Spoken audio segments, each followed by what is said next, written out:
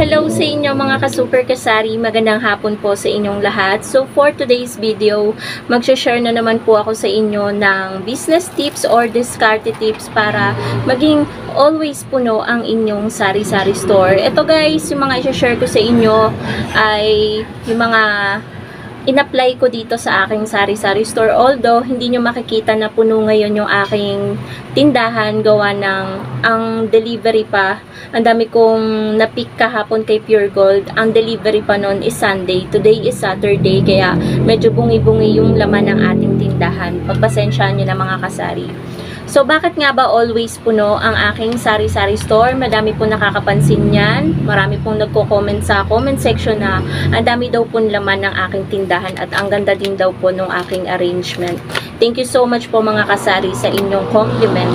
So, itong mga i-share ko sa inyo guys, pwede nyo ring i-apply or ina-apply nyo na siguro sa inyong tindahan. Ang number 1 is always nyo pong i-check yung stocks nyo or yung mga paninda nyo. Dapat active po kayo sa pag-check ng inyong mga paninda kung ano na ba yung ubos, ano na ba yung mga items na paubos na, lalo na yung mga items na mabenta, yun ay orderin nyo agad or bumili agad kayo. Yan guys, yung number 1 na ginagawa ko din dito sa tindahan. Alam nyo yung kapag may nakita kong bungi-bungi na, lalo dito guys sa chicheria section at ating delata and condiment section. Yan kasi yung talagang nakikitang maigi ni customer at nahihiya ako or hindi ako mapakali kapag may baka-bakante na ganyan. Isa yung ano guys na ano ng isang sari-sari store owner yung kapag may mga bakante na yung kanilang mga paninda or sa display ng kanilang tindahan, talagang hindi sila mapakali. Gusto nila na mamili agad kasi gusto nila nakikita na puno yung laman ng kanilang tindahan. Yan po yung aking ginagawa every time dito sa or always dito sa tindahan. Kaya minsan nyo lang po makikita na bungi-bungi talaga or may mga baka-bakante sa aking mga paninda. Second, kapag may benta na po, pinapamili ko po yan agad. Hindi ko po yan pinapatagal sa wallet as in. And palagi din po akong may delivery na dumadating. Bihira lang po sa isang linggo yung araw na wala. Ang wala lang yata dumadating na delivery is Thursday, Friday, and Sunday. Ay, Sunday pala Pure Gold. Thursday, Friday lang guys, walang dumadating. And the rest na araw yon may mga dumadating na minsan sa isang araw, 3 delivery, 2, kahina-hinaan na ang isang delivery ang dumadating sa loob ng isang araw. So, ayun kasi, isa kasing yun ng isang sari-sari store owner. Ang hirap i-explain guys, pero sana nagigets nyo.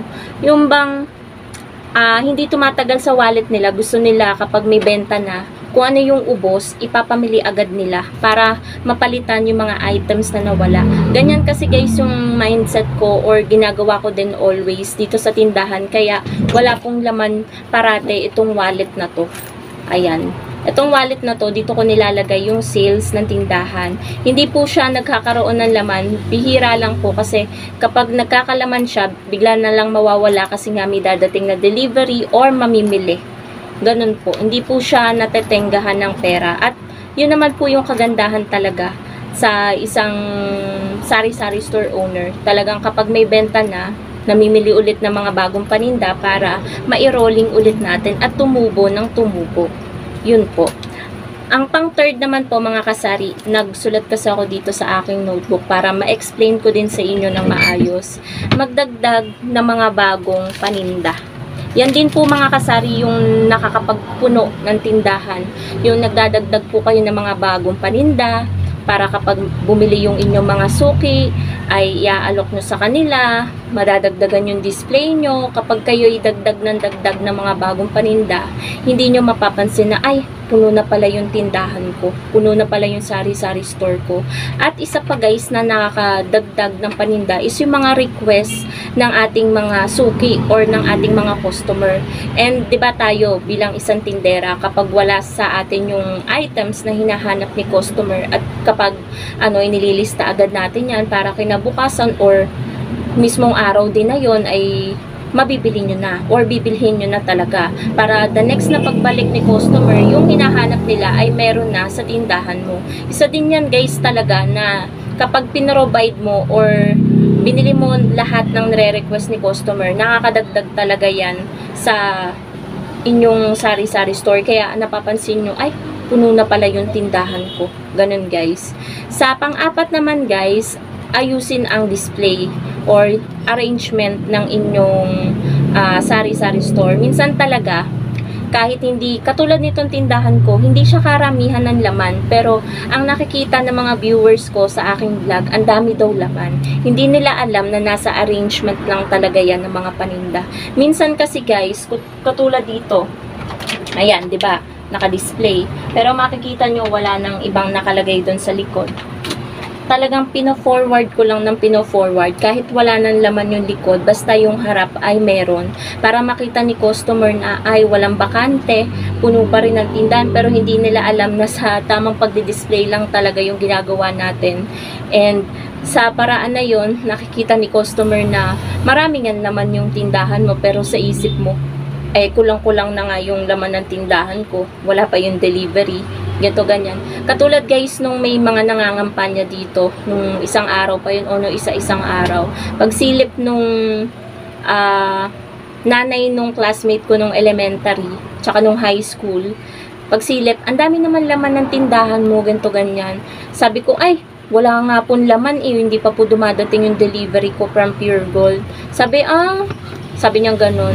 Eh, nakikita niya madami pa rin laman, pero sa akin, sa sarili ko, madami ng kulang. So, nasa tamang arrangement and display lang po talaga yan mga kasari. Wait lang mga kasari, meron na paparating, meron yatang bibili.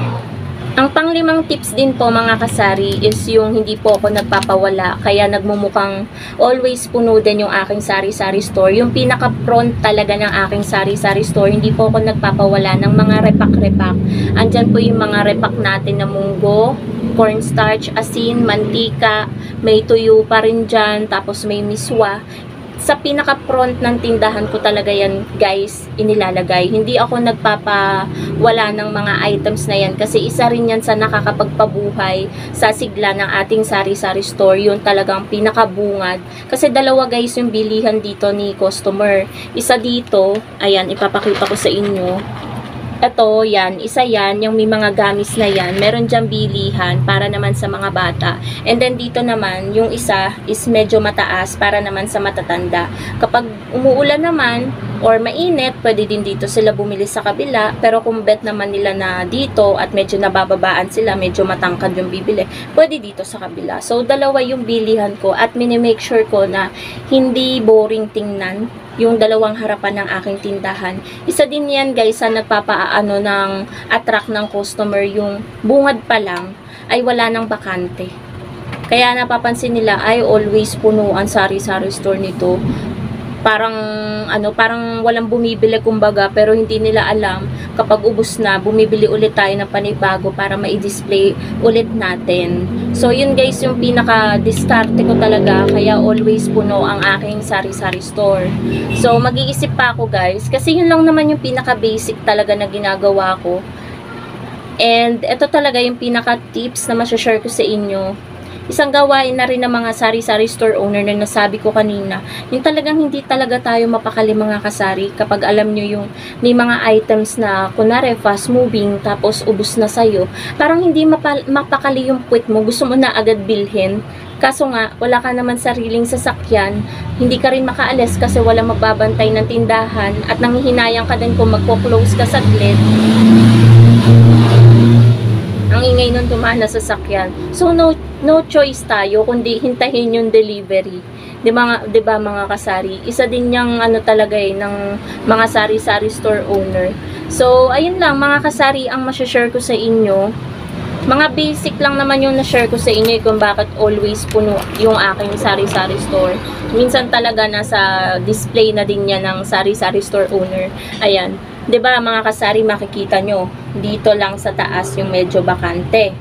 Pero madami na dito sa buong tindahan ang ubos na po. Pero hindi siya nagmumukhang as in alam niyo yon, yung ubos na kasi ayan inaayos ko pa rin yung display ng aking mga paninda. Ang ingay mga kasari ng mga dumadaan na sasakyan kasi highway nga ito. Siguro mga 10 to 15 steps, tapos highway na yon, kalsada na. And ang bibilis, super bilis pa ng mga ano, kaya maraming aksidente dyan. Sobrang bilis ng mga dumadaan na sasakyan.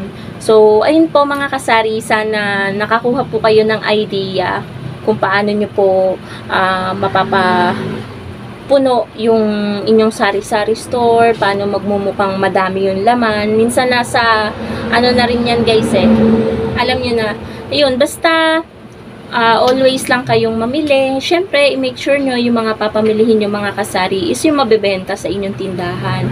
Doon po kayo magdagdag ng stock sa mga fast-moving items at kontian nyo lang po ang bili dun sa mga items na bago nyo palang ibebenta at hindi nyo alam kung magkiklik ba kay customer. So, bumili po kayo ng mga items na yun, siguro mga 1 hanggang 3 peraso para hindi naman po kayo in case na hindi siya mabenta, hindi po malaki yung malulugi po sa inyo.